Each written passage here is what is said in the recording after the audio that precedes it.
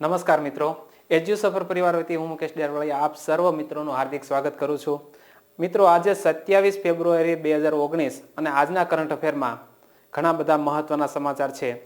જેમ કે પુલવામા આતંકવાદી હુમલાનો આપણે લીધેલો બદલો, ત્યાર પછી ગાંધી શાંતિ પુરસ્કારો અને આજના દિન વિશેષ, આવી ઘણી બધી બાબતોને આવરી લઈ અને આગામી તમારી કરંટ અફેર, કોઈ પણ કોમ્પિટિટિવ એક્ઝામ છે એમાં કરંટ અફેર તમારું મોડું ન રહે, નબળું ન રહે, એ માટે આ જે સિરીઝ શરૂ કરેલી છે કરંટ વિથ જીકે, એમાં આપ સૌ સારો સહયોગ આપો એવી અપેક્ષાથી આજના કરંટ અફેરને શરૂ કરીએ.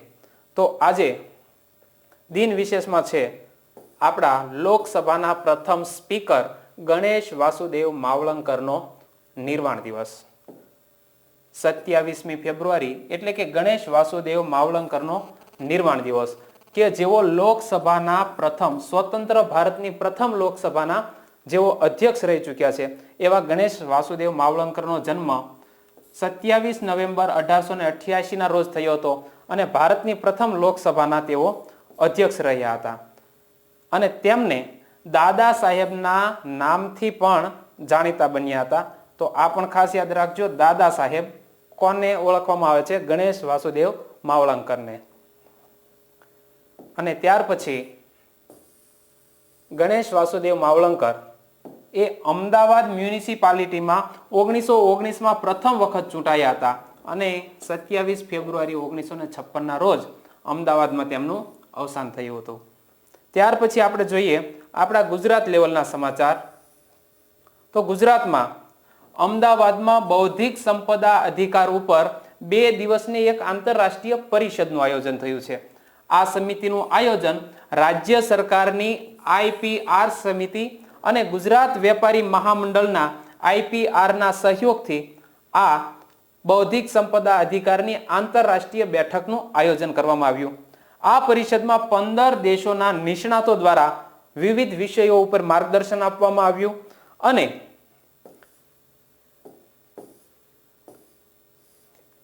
ત્યાર પછી જોઈએ ભારત લેવલના સમાચાર, અને આ ખૂબ જ મહત્વના સમાચાર છે આજના, એ ખાસ યાદ રાખજો. ઇન્ડિયન એરફોર્સ દ્વારા POKમાં આતંકવાદી કેમ્પનો સફાયો કરવામાં આવ્યો છે. અહીં તમે ઇમેજમાં પણ જોઈ રહ્યા છો કે 3:45 કલાકની આસપાસ આપણે POK એટલે કે પાકિસ્તાન ઓક્યુપાઈડ કાશ્મીરની અંદર આપણા મિરાજ 2000 નામના ફાઇટર પ્લેન દ્વારા ત્યાં જે આતંકવાદીઓના અડ્ડાઓ હતા, આતંકવાદીઓના નિવાસસ્થાનો હતા, જ્યાં આતંકવાદીઓને ટ્રેનિંગ આપવામાં આવતી હતી, એવા મહત્વના આતંકવાદીના કેમ્પોનો સફાયો કરવામાં આવ્યો છે. તો એના વિશે ખાસ અગત્યના સમાચાર જોઈએ આજે. તો ભારતીય હવાઈ દળો દ્વારા પાકિસ્તાન હસ્તકના કાશ્મીરમાં બાલાકોટમાં ખૈબર પખ્તુનખ્વામાં જૈશે મોહમ્મદના આતંકવાદી શિબિર પર હુમલો કરવામાં આવ્યો છે. અને ખાસ યાદ રાખજો, બાલાકોટ એટલે કે POKનો એવો વિસ્તાર, અને ત્યાંનો ખૈબર પખ્તુનખ્વામાં જૈશે મોહમ્મદના આતંકવાદી શિબિરના કેમ્પો હતા, તેના ઉપર હુમલો કરવામાં આવ્યો છે. આ જગ્યા પર આતંકવાદીઓને તાલીમ આપવામાં આવતી હતી. તાલીમ કોણ આપતું હતું? તો કે આ આતંકવાદી સંગઠનના વડા મસૂદ અઝહરના શાળા મૌલાના યુસુફ અઝહર આ શિબિર ચલાવતા હતા અને ત્યાં આતંકવાદીઓને ટ્રેનિંગ આપતા હતા. આ હુમલા માટેની માહિતી અમેરિકા, ચીન અને રશિયા સહિતના અન્ય દેશોના રાજદૂતોને આપવામાં આવી હતી. આ હુમલો મંગળવારે વહેલી સવારે 3:45 કલાકે બાલાકોટ જૈશે કેમ્પ ઉપર કરવામાં આવ્યો છે. આ હુમલાની અંદર કયા વિમાનનો ઉપયોગ થયો છે? તો કે 12 જેટલા મિરાજ 2000 નામના વિમાનનો ઉપયોગ થયો છે. ભારતમાં હાલ 50 જેટલા આ મિરાજ 2000ના વિમાનો છે, અને જે આપણે ફ્રાન્સ દેશ પાસેથી લીધા છે. અને આ હુમલા બાદ ભારતના લોકો પુલવામા હુમલામાં માર્યા ગયેલા 40 જવાનોને સાચી શ્રદ્ધાંજલિ આપી હોય એવું મહેસૂસ કરી રહ્યા છે. અને ભારતીય વાયુસેનાએ 1971ના યુદ્ધમાં પાકિસ્તાન ક્ષેત્રમાં હુમલો જ્યારે કર્યો ત્યારથી આપણા આ બેડામાં આ મિરાજ 2000 વિમાનને સામેલ કરવામાં આવ્યા છે. હજુ આ સમાચારને આગળ જોઈએ તો મિરાજ વિમાન વિશે ખાસ કેટલીક બાબતો એ પણ જાણવા જેવી છે કે મિરાજ વિમાન છે એ પોતાના વજન જેટલું જ તે બીજો યુદ્ધનો માલ સામાન વહન કરી શકે છે અને તેની ઝડપ 2495 કિલોમીટર પ્રતિ કલાક જેટલી છે.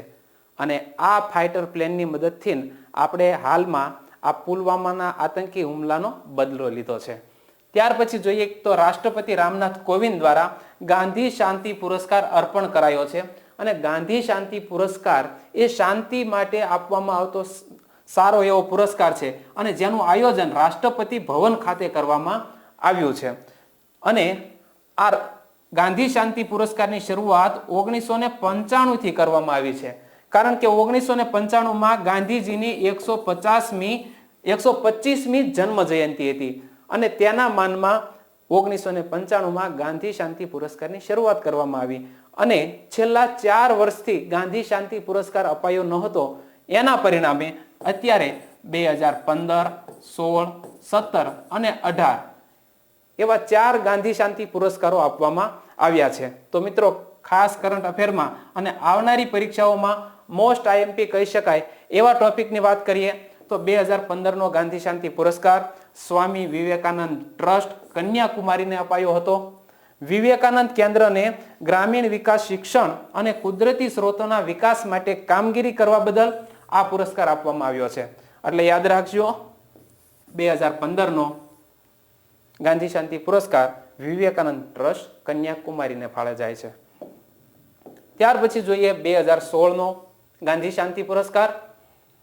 તો 2016નો ગાંધી શાંતિ પુરસ્કાર 2 સંયુક્ત સંસ્થાઓને આપવામાં આવ્યો છે. એમાં એક સંસ્થાનું નામ છે અક્ષય પાત્ર ફાઉન્ડેશન કે જે આપણા ભારતના 12 લાખ જેટલા બાળકોને મધ્યાહન ભોજનની મફત સેવા પીરસે છે અને તાજેતરમાં જ તે નરેન્દ્રભાઈ મોદી દ્વારા 3 અબજમી થાળી પીરસવામાં આવી હતી. તો અક્ષય પાત્ર ફાઉન્ડેશન અને ભારતમાં ખુલ્લામાં શૌચની ક્રિયાને મુક્ત કરવા માટે જેમણે અગત્યનો રોલ ભજવ્યો છે એવા સુલભ ઇન્ટરનેશનલ દ્વારા ભારતમાં જુદા જુદા શહેરોમાં જુદી જુદી જગ્યાએ સુલભ શૌચાલય ઊભા કરવામાં આવ્યા છે અને આ બંનેને સંયુક્ત રીતે 2016નો ગાંધી શાંતિ પુરસ્કાર આપવામાં આવ્યો છે. તો આ બંને યાદ રાખજો, 2016નો ગાંધી શાંતિ પુરસ્કાર અક્ષય પાત્ર ફાઉન્ડેશન અને સુલભ ઇન્ટરનેશનલને ફાળે સંયુક્ત રીતે જાય છે. અક્ષય પાત્ર ફાઉન્ડેશન શાળાઓને સંતુલિત અને પોષણયુક્ત ખોરાક મળી રહે તેના માટે આધુનિક ટેકનિકનો ઉપયોગ કરી અને રસોઈ બનાવે છે. અને સુલભ ઇન્ટરનેશનલ અને તેના સ્થાપક બિંદેશ્વર પાઠક સ્વચ્છતા અંગેની મહત્વની ભૂમિકા નિભાવી રહ્યા છે અને આ ટ્રસ્ટ દ્વારા સુલભ શૌચાલયો પણ બનાવવામાં આવ્યા છે, જેને ધ્યાનમાં રાખી અને 16નો પુરસ્કાર અપાયો છે. 2017માં જોઈએ તો ગાંધી શાંતિ પુરસ્કાર એકલ અભિયાન ટ્રસ્ટને આપવામાં આવ્યો છે અને આ એકલ અભિયાન ટ્રસ્ટ છે એ આદિવાસી વિસ્તારોમાં બાળકોના શિક્ષણ અને આરોગ્ય ક્ષેત્રે કામ કરનારી એક સ્વૈચ્છિક સંસ્થા છે. તો એના વિશે જાણીએ. એકલ અભિયાન ટ્રસ્ટ બાળકોને શિક્ષણ માટે સહાયતા કરે છે. આ ટ્રસ્ટ મુખ્યત્વે જનજાતિ સમુદાયના બાળકોને સૌથી વધુ લાભ આપે છે. અને ત્યાર પછી જોઈએ વર્તમાનમાં 2018નો ગાંધી શાંતિ પુરસ્કાર કોને ફાળે જાય છે તો જાપાનના યાહેઈ સાસાકાવાને આપવામાં આવ્યો છે. અને આ યાહેઈ સાસાકાવા એ કઈ રીતે આ ગાંધી શાંતિ પુરસ્કાર આપવામાં આવ્યો છે તો તેના વિશે જાણીએ. તો આ વ્યક્તિને રક્તપિત્ત રોગ અટકાવવા માટે મહત્વની ભૂમિકા નિભાવી હતી. આ પુરસ્કારમાં શું આપવામાં આવે છે? 1 કરોડ રૂપિયાની રોકડ રકમ, એક પ્રશસ્તિ પત્ર અને હસ્તકલાની ચીજ વસ્તુઓ આપવામાં આવતી હોય છે. વર્ષ 1995માં આ પુરસ્કાર આપવાની શરૂઆત થઈ હતી. મિત્રો, કરંટ સાથે આપણે જીકે વણી અને ઘણું બધું કહીએ છીએ તો અમારે તમને એક રિક્વેસ્ટ કરવાની છે કે આ વિડીયોને વધારે શેર કરજો, લાઈક કરજો અને મિત્રો સુધી પહોંચાડજો. આપણે કરંટ અફેરમાં આગળ વધીએ તો આ પુરસ્કાર ગાંધીજીની 125મી જન્મ જયંતિ નિમિત્તે આપવામાં આવે છે. આ પુરસ્કાર અહિંસાના માર્ગે સામાજિક, આર્થિક, રાજકીય પરિવર્તન લાવનારી મહત્વની સંસ્થાઓ અથવા તો વ્યક્તિઓને આપવામાં આવતો આ પુરસ્કાર છે. ત્યાર પછી કરંટ અફેરમાં આગળ જોઈએ તો 4 યુવા વૈજ્ઞાનિકોને વિજ્ઞાન લેખન પુરસ્કાર આપવામાં આવ્યો છે. તાજેતરમાં જ તે આ પુરસ્કારની જાહેરાત થઈ છે અને તે આપવામાં આવશે 28મી ફેબ્રુઆરીએ નવી દિલ્હી ખાતે. આ 4 વૈજ્ઞાનિકોને વિજ્ઞાન લેખન પુરસ્કાર આપવામાં આવશે. અને 28મી ફેબ્રુઆરી તારીખ શા માટે? કારણ કે 28મી ફેબ્રુઆરી એને આપણે નેશનલ સાયન્સ ડે એટલે કે રાષ્ટ્રીય વિજ્ઞાન દિવસ તરીકે ઉજવીએ છીએ. શા માટે ઉજવીએ છીએ તે પણ વાત કરી દઉં તો આ દિવસે સીવી રામને રામન ઇફેક્ટની શોધ કરી હતી. એટલે પ્રતિ વર્ષે અને વળી પાછું તેમને ફિઝિક્સ ક્ષેત્રે નોબેલ પારિતોષિક પણ સીવી રામનને પ્રાપ્ત થયું છે. તો તેના માનમાં આપણે દર વર્ષે 28મી ફેબ્રુઆરીએ આ રાષ્ટ્રીય વિજ્ઞાન દિવસ ઉજવીએ છીએ.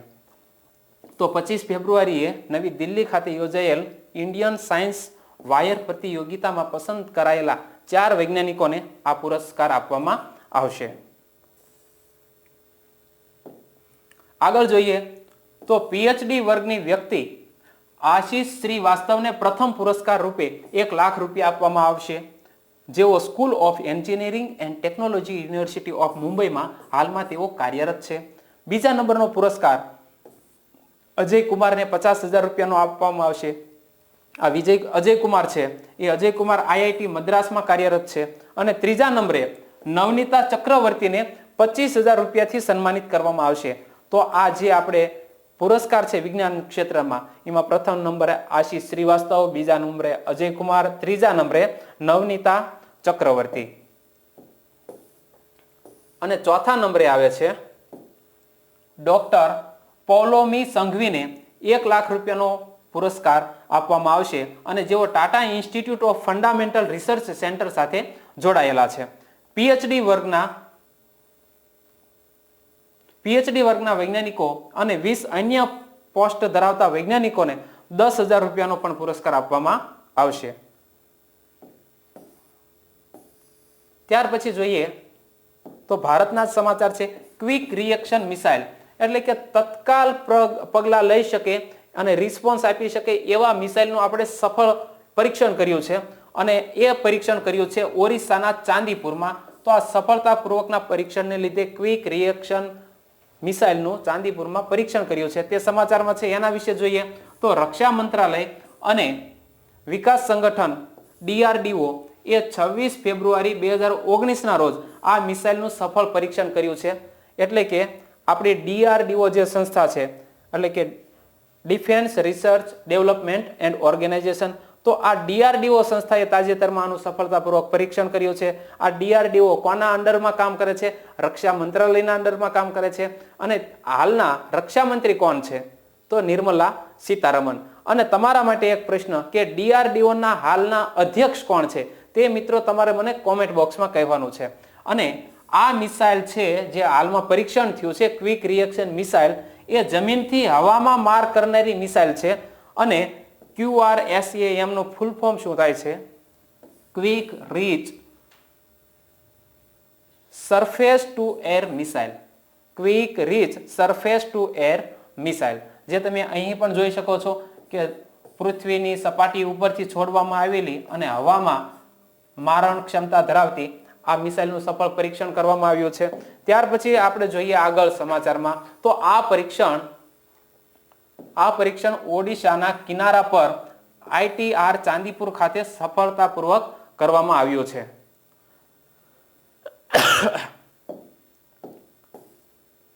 ત્યાર પછી જોઈએ સમાચારમાં તો તાજેતરમાં જ તે ઇન્ડિયા સ્માર્ટ યુટિલિટી વીકનું આયોજન નવી દિલ્હી ખાતે કરવામાં આવ્યું છે. અહીં તમે ઇમેજમાં જોઈ શકો છો ઇન્ડિયા સ્માર્ટ યુટિલિટી વીક 2019.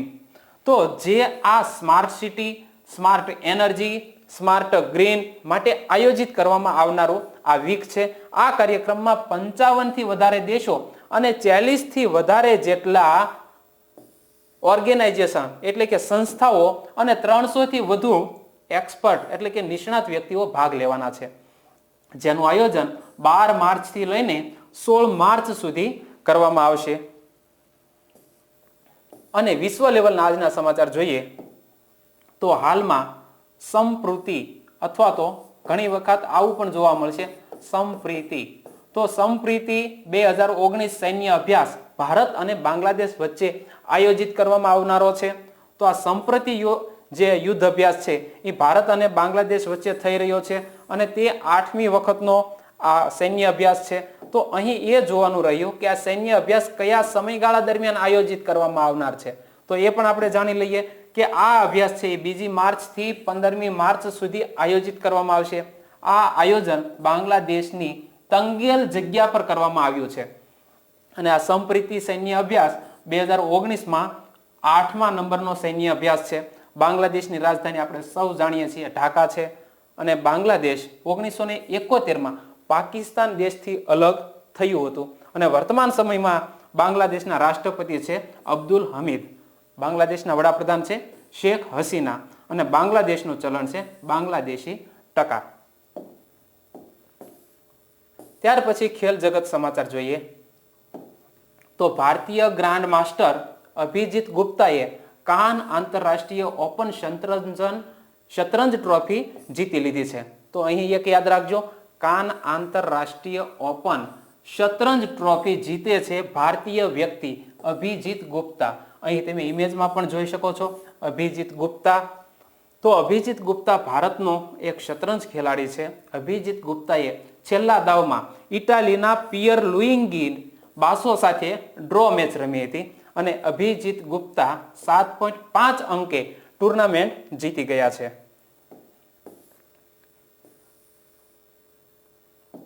અને અભિજીત ગુપ્તાની આ પહેલી આંતરરાષ્ટ્રીય ટુર્નામેન્ટ હતી અને એમાં તેમણે આ મેળવેલો પ્રથમ વિજય છે. તો મિત્રો આજના કરંટ અફેરમાં આટલું જ તે. અને તમે વધારેમાં વધારે એજ્યુ સફરને લાઇક કરો, સબસ્ક્રાઇબ કરો અને વિડીયોને તમારા મિત્રો સુધી શેર કરો, જેથી કરીને આવનારી તલાટી કમ મંત્રી છે, બિન સચિવાલય ક્લાર્ક છે કે પછી અન્ય કોઈ પણ કોમ્પિટિટિવ એક્ઝામમાં આ વિડીયો તમને મહત્વના થઈ પડશે. અમે ચોક્કસ ખાતરી આપીએ છીએ, જૂના અનુભવોને આધારે ઘણા બધા પ્રશ્નો આમાંથી પૂછાય છે અને એ તમારા માટે ખૂબ જ લાભદાયી નીવડે એવી જ અભ્યર્થના સાથે આજના કરંટ અફેરને અહીં પૂર્ણ કરીએ.